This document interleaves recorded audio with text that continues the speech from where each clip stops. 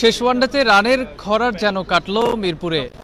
বাংলাদেশের একটি লড়াকু পুঁজি কিন্তু স্কোরবোর্ডে তারা দাঁড় করাইতে পারছে। 297 রানের টার্গেটে ব্যাট করবে উইন্ডিজ ক্রিকেটাররা।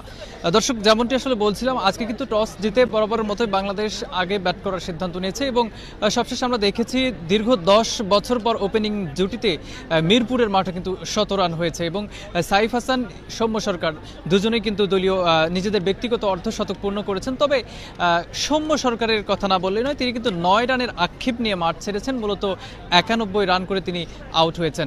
9 রান হলেই কিন্তু তার যে সেঞ্চুরির যে আসলে তার দীর্ঘদিনের খরা সেটি আসলে কাটতো।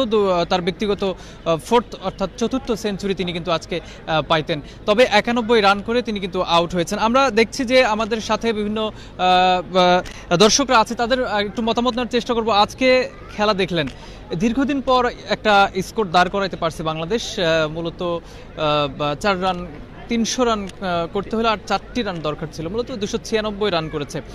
তো সৌম্যর ব্যাটিং এবং সাইফের ওপেনিং জুটিটি নিয়ে আসলে কি বলবেন?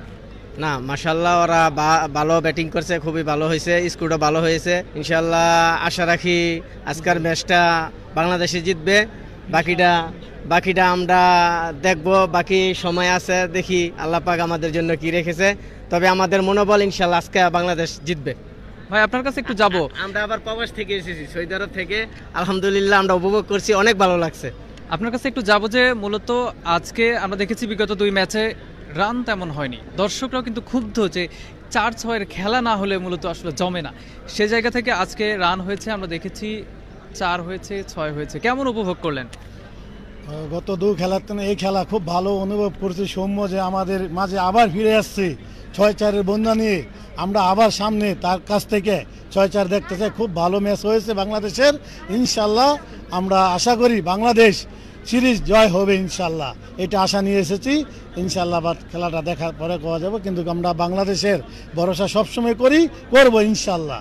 দর্শক, যেমনটি আসলে দেখাচ্ছিলাম আপনাদেরকে মিরপুর শেরেবাংলা জাতীয় ক্রিকেট স্টেডিয়াম থেকে যুক্ত হয়ে, বাংলাদেশ মূলত 296 রানের একটি পুঁজি পেয়েছে এবং এতে করে কিন্তু তারা ওয়েস্ট ইন্ডিজকে একটি ভালো লক্ষ্য দিতে পেরেছে বিগত 2 ম্যাচের তুলনায়। আজকে কিন্তু সিরিজ নির্ধারণী ম্যাচ।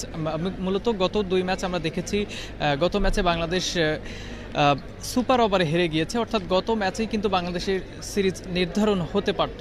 297 রানের টার্গেট। কি মনে হচ্ছে বাংলাদেশ জিততে পারবে কিনা? আজকে ব্যাটিং পিচ, ওয়েস্ট ইন্ডিজের হার্ড হিটার ব্যাটসম্যান রয়েছে, সেই জায়গা থেকে কি মনে হচ্ছে? তবে 297 রানের যে টার্গেটটা দিয়েছে বাংলাদেশ, সেটা অনেক রান, অন্তত অনেক বাংলাদেশের পক্ষে অনেক রান হয়েছে। আমরা আশা রাখতেছি যে বাংলাদেশের বোলিংরা কিছু করতে পারবে। বাংলাদেশের বোলিং আমার অনেক ভালো লাগে। দর্শক, যেমনটি আসলে দেখাচ্ছিলাম মিরপুর শেরেবাংলা জাতীয় ক্রিকেট স্টেডিয়ামে, বাংলাদেশ কিন্তু 297 রানের একটি লক্ষ্য ছুড়ে দিয়েছে ওয়েস্ট ইন্ডিজ ক্রিকেটারদের।